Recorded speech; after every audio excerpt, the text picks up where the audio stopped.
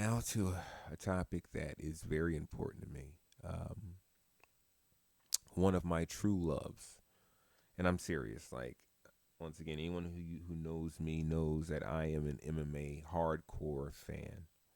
I believe that I could be a commentator if I was given the chance. I would definitely do better than Ariel Hawani, but I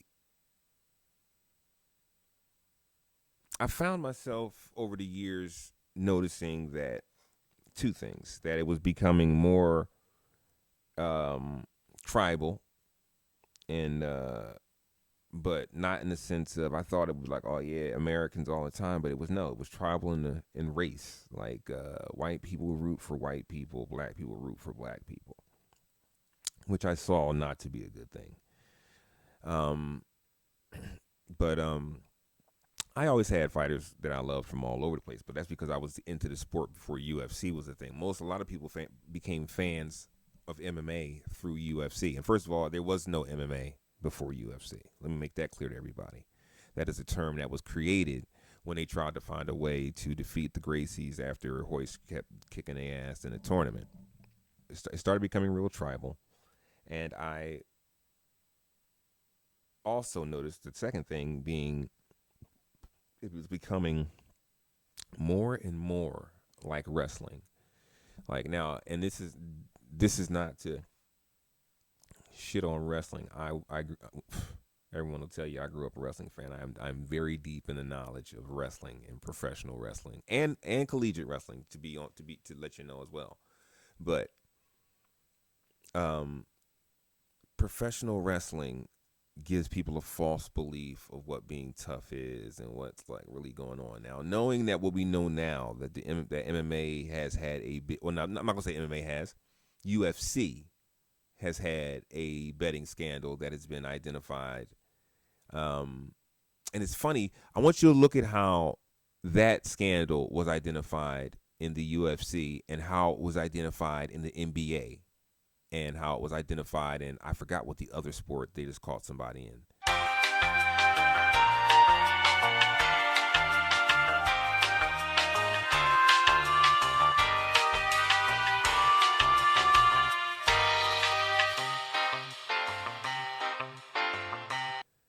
I really just can't remember. But look at how those were handled, being that Dana White is a good friend of the president. The fact that there was that scandal and being how I know that they had these fights that they hype up and these guys talk super shit, talk crazy to each other, and say all types of things, go extra crazy. Hulk Hogan, we coming for you, nigga. I should point out for the record, Stevie Ray. I feel like it makes me feel like it's all fixed, as if it was never real.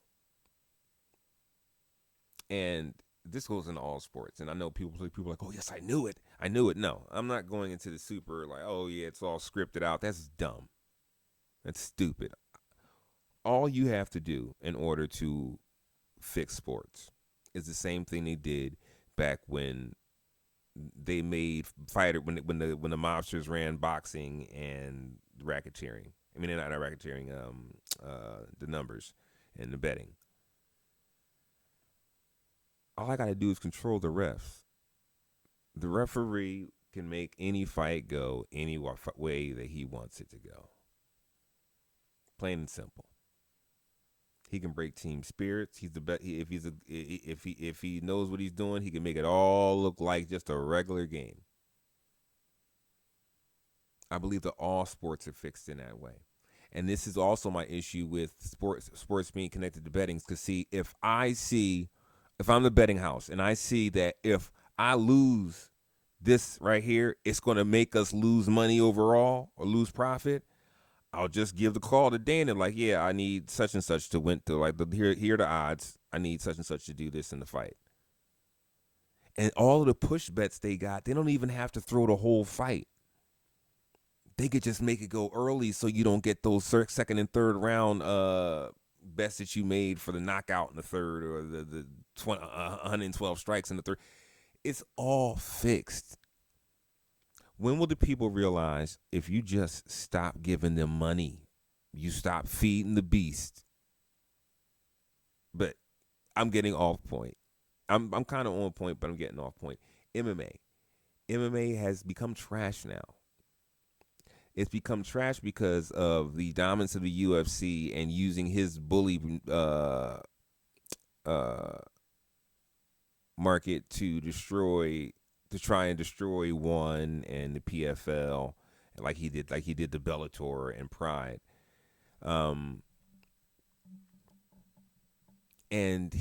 that makes, because I'm going to tell you right now, the PFL has some good fighters, and Bellator had a lot of good fighters. One has some good fighters, but they're not getting the eyes, they're not getting the money, they're not getting the recognition. We as people have to really show Dana that UFC is not the only ticket out there. And now he's connected with the WWE.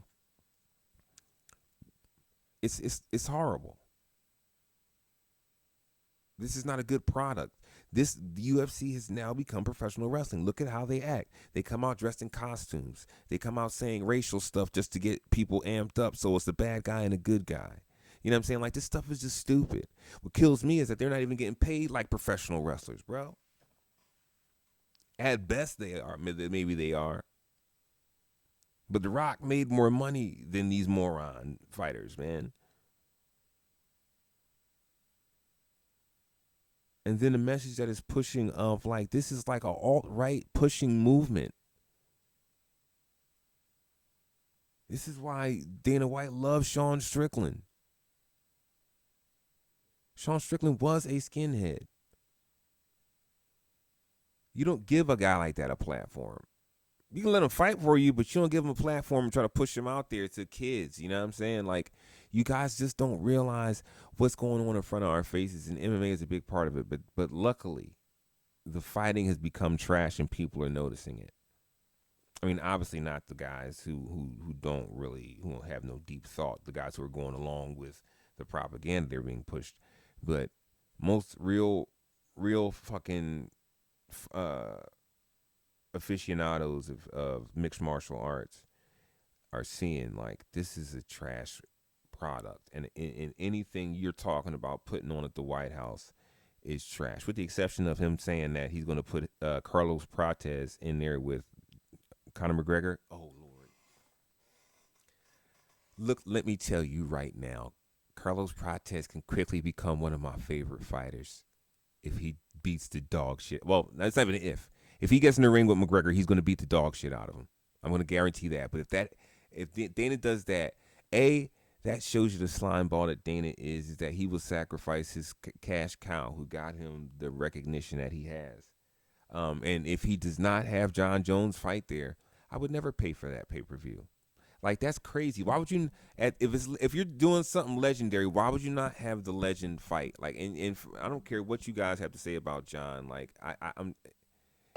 Last thing. It's you only prove my point. Like, MMA is just falling apart and crumbling. I don't hear the same people complaining about the heavyweight division like they were. Oh, the heavyweight division is being held up by John. Who's it being held up by now?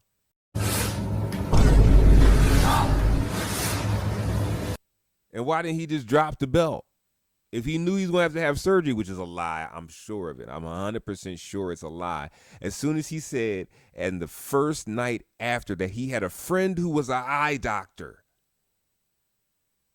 who was going to look at it after the surgeon in America looked at it. I knew it was already fixed. He's just going to say whatever to make sure that he's covered up, but he still doesn't realize he can't beat Cyril.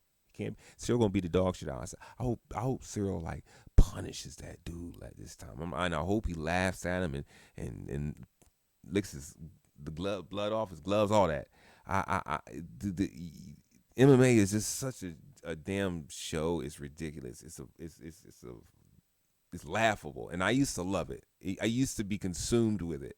You guys don't even understand, but you tell me what you think. You know what I mean? I can't be crazy. It can't just be me. If you're telling me you think MMA is good, tell me why Dana keeps trying to praise Bo Nickel.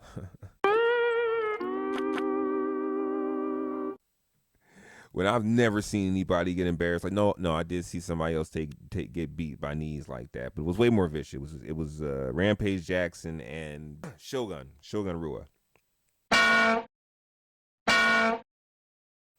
in Pride long years ago. Good fight though. Good fight. But yeah, maybe I'm wrong. Let me know what you think.